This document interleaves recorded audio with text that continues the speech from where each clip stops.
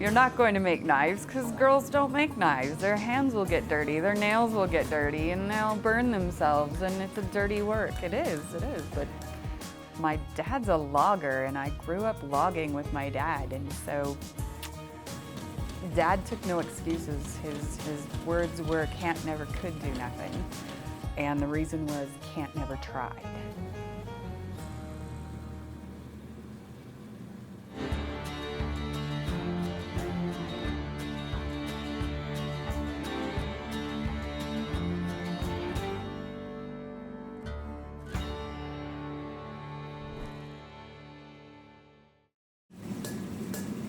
My name is Audra Draper, and I am an American Bladesmith Society Master Bladesmith.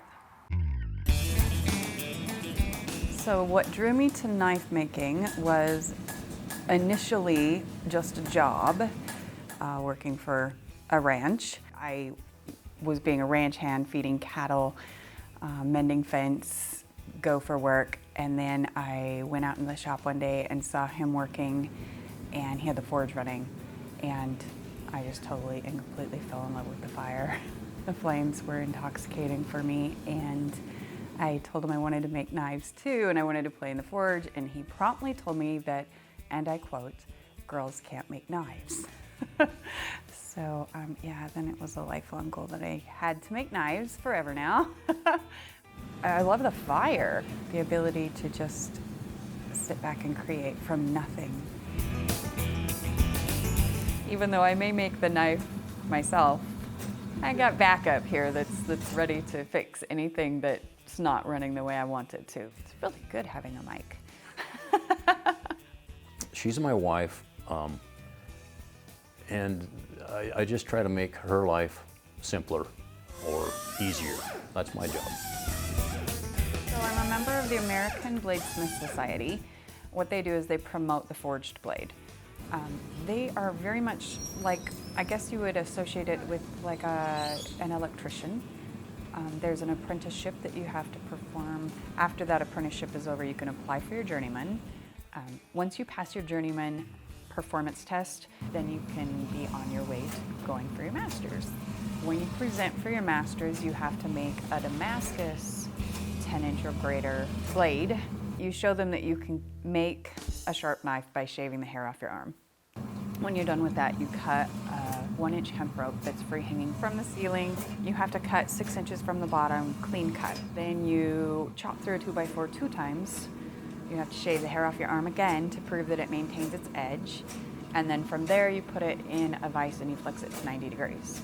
Of those 5 knives, you have one that is specific requirements, and it's an early European Quillian style dagger. When I had to make that dagger, it was so stressful. But when I got done with it and the judges looked at it, they really liked it. And it was like, I poured my heart and soul out into that knife.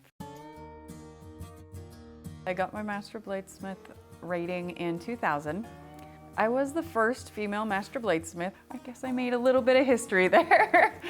Heather got hers in 2010, and the other girls got theirs in like 16. So there are 4 female Master Bladesmiths in the world right now. The entire Master Bladesmiths, I believe it's in the 160 range. When Audra started making knives, attractive young lady, early 20s, and you're breaking into a field where you've got a bunch of crusty old men, for lack of a better term. At the shows, we ran into this problem multiple times.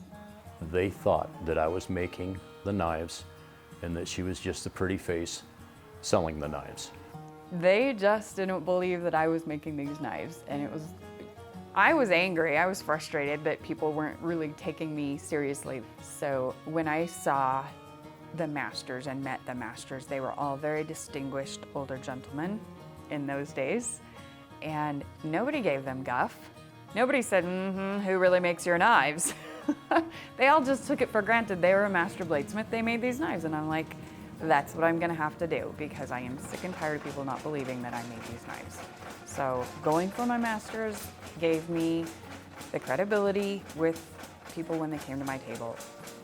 She'd almost become a bit of a celebrity, you know, and that wasn't what she was after.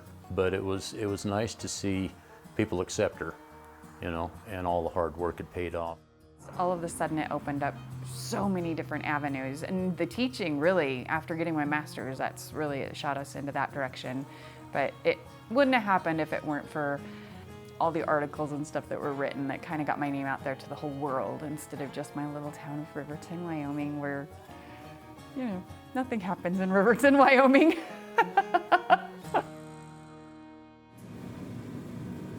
We met a gal from Ohio who was a teacher, and she asked me if I would be interested in teaching a course with somewhere between, 4 and 8 students that would come from the college and they'd come to Wyoming. I said, sure. We hosted our first real class here at the house, and all of these girls were struggling college students, so we put them up here in the house, and they got to spend 7 days in the shop. They all left with knives, and they loved it. And from that day forward, we just started getting more and more calls about, could you host another class? And the next thing we know, it seems like classes seem to be something we're doing, like, I don't know, every month or two now. Remember, always start in the back and work forward. To watch her instruct is really fun. She just enjoys every aspect of that, and she's an awesome teacher. She has the patience. She enjoys sharing her knowledge. I think people enjoy the experience with her. She makes friends real easily with people, and she's laughing and joking with them, and it's a good experience for everybody. Don't manhandle the steel so much that you fold it over top of itself. When they come in, a lot of them have never even been near a forge, so it's a pretty big learning experience for some of them. But I love watching the expression on their face and the pride they take in creating their own custom knife, the way, the handle they want, the shape they want. In my opinion, she's the best because she'll take the time to show you what to do from start to finish, and doesn't just give you, say, you need to make this knife, gives you freedom to go do what you want to do. When they take it out of the etchant, the look on their face is like, oh my God, look at what I made. I try to stay out of the way and help where I need to. She'll be in the house, and when she comes out in the class, the forge is lit, the billet's ready to go, the press is running, everything is set, and I've come out and prepared all that stuff ahead of time. And so I just try to keep the classes moving. Pretty much everything in my shop he's fixed for me. He's built me grinders, he's built the press, he's built the forges.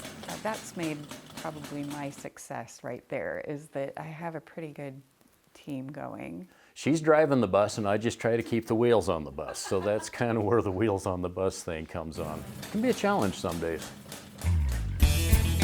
Every knife that goes out my door, I want it to be the best that I can possibly make, the best quality, best function. I want the cutting edge to be able to hold an edge, but I don't want the spine to be so hard that it's going to break the minute they get in there and try and wedge those ivories out of their elk. I want it to be beautiful because there's no reason why it can't be beautiful. It can have beauty and function. Audra has developed her own unique style. She likes curves, she likes flowing lines, she likes to use natural materials. She tries to keep it as smooth and functional as possible. So her style and her design kind of follow along those lines. There's not one place in that blade show I could be that I would ever feel alienated, because I have so many people there that are like family. And that's the whole ABS, that it really is like a family for me. They have welcomed me in. It took a while to break through it, but I am just the little sister of the bladesmith community. There's a lot of women making knives now that are enjoying the acceptance that she worked so hard for. She kind of paved the way. People are like, so what are you gonna do when you retire? And I'm like, I'll make knives. Plan on making knives until I can't swing a hammer anymore, and then I got a trip hammer, so.